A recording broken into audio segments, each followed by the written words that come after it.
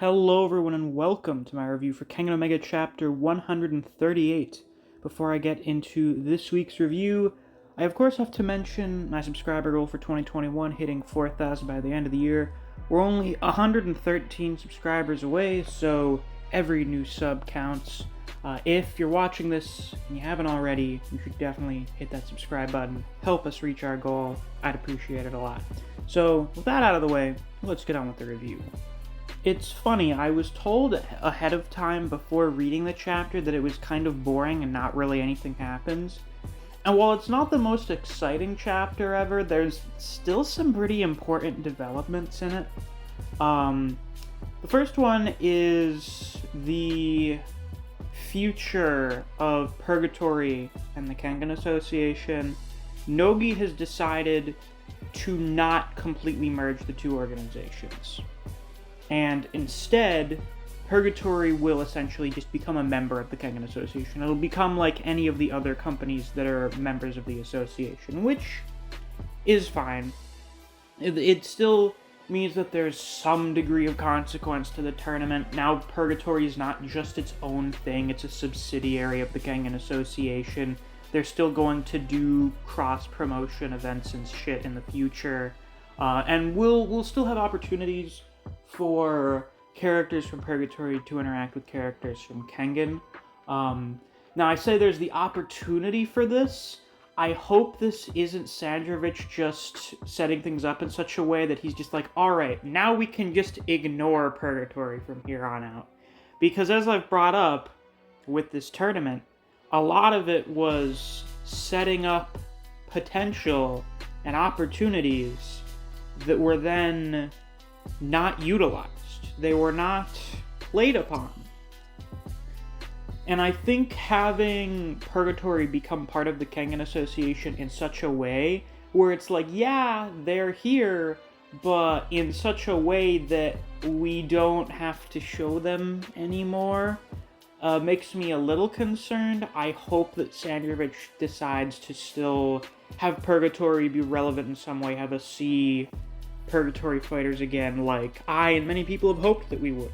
One of the best aspects of whatever was going to come after the tournament, when we thought that the two organizations were going to merge, was that we were going to see characters like Carlos and Liu and Jirota again, because now that they'd be in the same organization, they'd be around more. So I'm hoping we'll still get to see more of them at some point in the future. Nogi's reasoning makes sense, but it's just kind of like, alright, you just gotta keep rubbing it in. That Purgatory and Kengan are very different organizations. Their structures are different, their purposes are different, and their levels are different. Basically, it seems like Purgatory is just kind of too shit tier to be part of the Kengan Association. And like multiple characters say this. Carlos says that they didn't come anywhere near as powerful as the Kengan fighters. Nogi says that like the Purgatory fighters are nowhere near as strong as the Kengan team. I think even Idemitsu is like, yeah, you guys kicked the shit out of my Purgatory team. The only person that was doing cope for Purgatory was Metsudo, which was so weird. He was like, oh yeah, if we fought again, who knows who would win? No. We all know who would win, Metsudo. Shut the fuck up. Everybody knows. Kengan would win every day of the fucking week. The one thing I didn't like is that we don't even see Lolong this chapter. We don't even see him getting, like, carried off on stretchers or whatever. I don't think anyone even references his existence. I hope we're not just gonna forget that he exists or something, like we did with, like, fucking Lou. Because that would be bad. That'd be really bad if we were like, oh my god, this dude is, like, top tier. He's one of the new top of the verse characters, and then he gets beaten in his first fight, and then we just never even acknowledge his existence again. That would be something. That would be a thing. Next important thing to talk about, Ryuki is back. Ryuki is in weirdly good spirits. considering how depressed he was not long ago. I immediately picked up on the fact that, like, he's acting very strange considering what happened. And then Misasa's like, he's acting very strange considering what just happened. He talks to Oma a little bit, which is neat. I don't think we've actually seen the two have, like, a fully fledged conversation or something. Especially now that we know they're both clones. It's pretty interesting. And then when Koga asks Ryuki, like, what were you off doing? Like, you just disappeared after your match. Where were you? He said, I found God.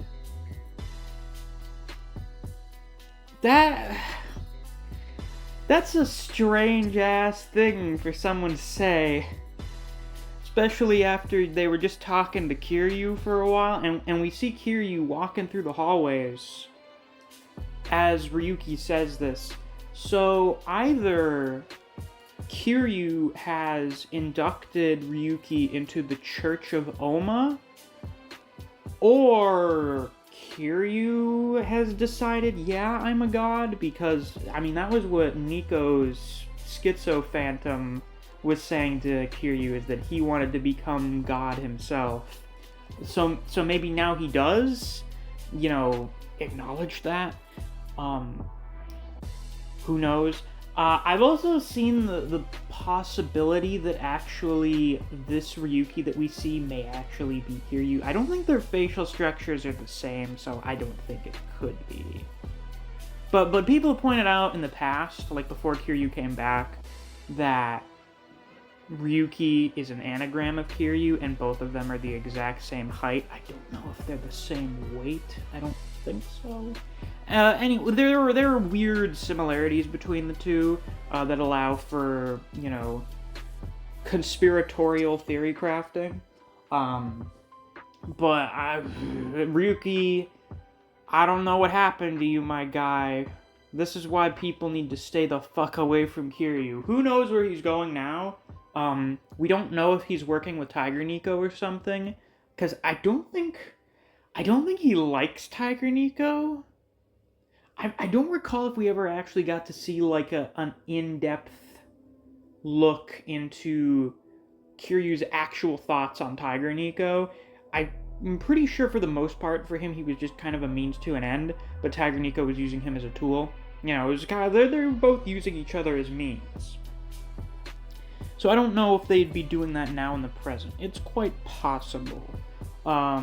And then we have to wonder what's going on with the other people in the hallways, because we don't see any of that this chapter. However, the chapter does end off with Koga saying that he plans on becoming top of the verse in like a year.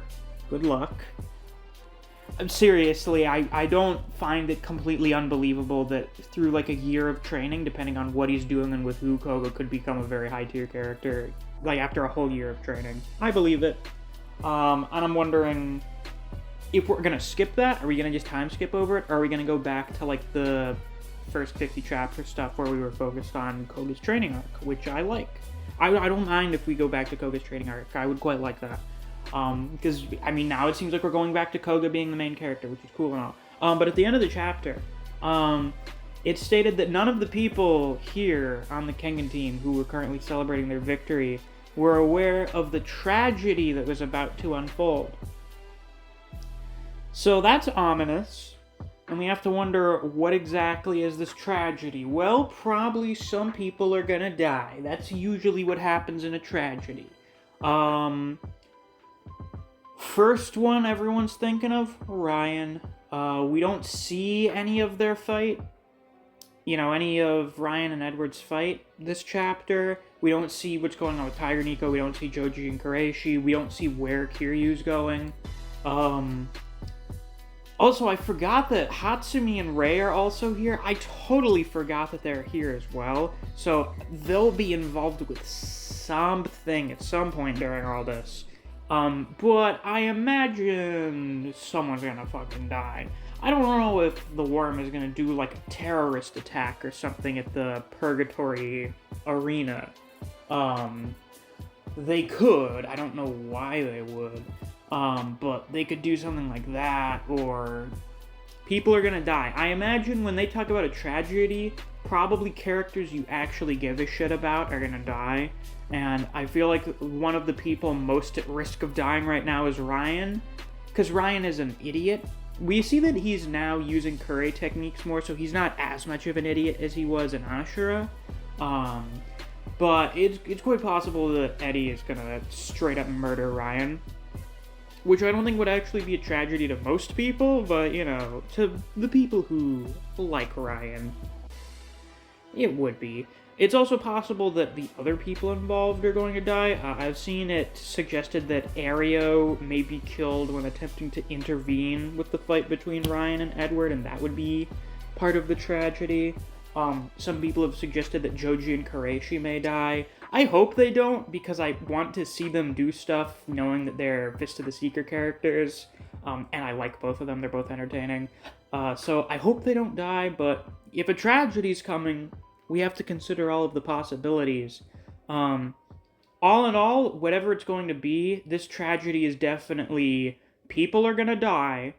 I'm not sure how many, but I'm fairly confident we're probably gonna have at least one actual, you know, character who we're familiar with die. And Ryan is probably the best contender for that, because he's not a good person, like, even remotely, and he pretty much always fights in battles to the death, so he would get killed if he fought another person like him. So, yeah, I guess we'll just have to kind of wait and see what happens. But yeah, with that, that's all I've got to say for this week's review. If you enjoyed, please be sure to like, comment, subscribe, and click that notification bell so you don't miss any of my uploads. I do Kengan Omega chapter reactions and reviews every week. If you enjoy discussing Kengan Omega with other people, or you just enjoy the content I produce in this channel, I highly suggest you check out my Discord server. I have a link to that down in the description. And since it's the end of the video, it's time to give a shout out to my wonderful patrons. Special thanks to Fuse, Neo, Dijon Redden, Anthony Chavez, Honey Mustard, Zach Rowitz, K-God, Chris Redfield, Scratch23, Rat, Ryzen 4K, Artist, Mac Campaign, Wave of Manga, Chuck's Feed and Seed, Jakester Easy, and Play Free Labs. Thank you all very much for supporting me on Patreon. I greatly appreciate it. And if you too want to get a shout out at some point during videos, or access to reviews for solo leveling in the Boxer, you can always become a patron as well. There's a link to my Patreon down in the description. Thanks for watching. I'll see you guys around. Take care.